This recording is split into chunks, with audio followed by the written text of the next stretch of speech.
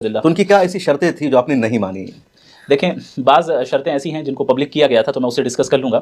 بعض باتیں وہ ہیں جو وہ رہی ہیں اتنی خطرناک شرائط کی جو پبلک بھی نہیں کہی جا سکتی اور آپ بھی نہیں کہہ سکتے. نہیں مطلب چونکہ وہ ایسا نہیں ہے کہ نہیں کہہ سکتا، لیکن چونکہ ایک پرائیویسی کی بات ہے اور وہ آپسی ایک یعنی بات ہوئی ہے مخفی انداز میں، ان کی طرف سے بھی باتیں نہیں آئی پبلک میں، تو بہت زیادہ تو رکھنا مناسب نہیں ہے. البتہ جو مین چیزیں تھیں وہ یہی تھی کہ انہوں نے جیسا کہ کہا کہ آپ پہلے جمعیت علماء ہند کو کنڈم کریں چونکہ انہوں نے ہمارے خلاف زیادہ بولا وغیرہ وغیرہ. تو ہم نے کہا کہ بھائی یہ تو پاسبل ہی نہیں ہے. میں آپ سے بنگال میں جمعیت نے ان کے خلاف اس وجہ سے، جی ہاں، میں نے کہا میں آپ سے تو نہیں کہہ رہا کہ آپ ایتھیسٹ لوگوں کو کنڈم کریں یا کسی تنظیم کو کنڈم کریں. آپ مجھ سے یہ مطالبہ کیوں کر رہے ہیں؟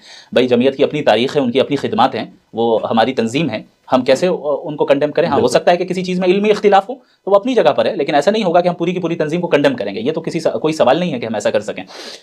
اور پھر اس کے بعد جو ہے انہوں نے یہ کہا کہ کلکتے میں نہ ہو چونکہ ابھی حالات صحیح نہیں ہیں، اور میں چونکہ ممبئی سے ہوں یہ بھی مناسب نہیں ہے کہ انصاف نہیں ہوگا کہ میں آپ کو اپنے یہاں بلاؤں تو کسی تیسرے شہر میں.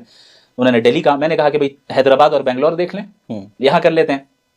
تو ان کا اس پر اصرار رہا کہ نہیں دلی میں ہی ہونا ہے. تو میں نے اسے قبول کر لیا. پھر انہوں نے کہا کہ پبلک ڈیبیٹ نہیں ہونی چاہیے، اور میں سمجھتا ہوں مناسب ہے. اکیڈمک ڈیبیٹ ہے تو پبلک اگر بہت زیادہ اوپن انویٹیشن ہوتی تو ظاہر ہے اس کا نقصان ہوتا. تو خاص لوگوں کو ہی بلانا ہے، لیکن جو ہے آدھے لوگوں کو ہم بلائیں گے، آدھے لوگوں کو آپ بلائیے.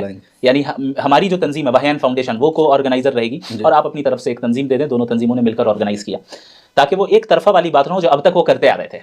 یعنی پورا نظام آپ کے کنٹرول میں ہے اور آپ ایک طرفہ بولتے چلے جائیں. نہیں، جہاں جاتے ہیں ان کے ہاتھ میں مائک رہتا ہے، تبصرہ کرتے، کوئی کاؤنٹر کرنے والا نہیں ہوتا. جی. پھر debate format 10 minute 5 minute 7 minute 5 minute. Debate format بڑا نرالا تھا، یونیک بھی تھا، پہلی مرتبہ لوگوں نے دیکھا بھی. تو یہ آپ نے طے کیا تھا یا ان کی طرف سے آیا تھا پروپوزل اس طرح کا؟ پروپوزل ڈیبیٹ فارمیٹ کا میں نہیں دیا تھا، اور اس کی وجہ یہ ہے کہ اگر وہ اس پر اصرار کر رہے تھے کہ انٹرویو اسٹائل ہو، میں نے کہا نہیں انٹرویو اسٹائل نہیں ہوگا. کیونکہ انٹرویو اسٹائل ہوگا تو ظاہر ہے مجھے بولنے نہیں دیا جائے گا. جی. اور بہت ساری یعنی پھر وہی چیز ہوگی، پھر کوئی فائدہ نہیں ہے. مطلب وہ ٹی وی چینلوں کے انٹرویو ہو جائے، ڈسکشن ہو جائے. تو اب میں ایک بات بول رہا ہوں آپ ٹوک دے رہے ہیں، تو میرا پورا مدعا تو سامنے آ ہی نہیں رہا ہے نا. اینکر ادھر چلا جائے، طرفداری کریں. دوسری چیز اکیڈمک ڈیبیٹ اسی طرح ہوتی ہے.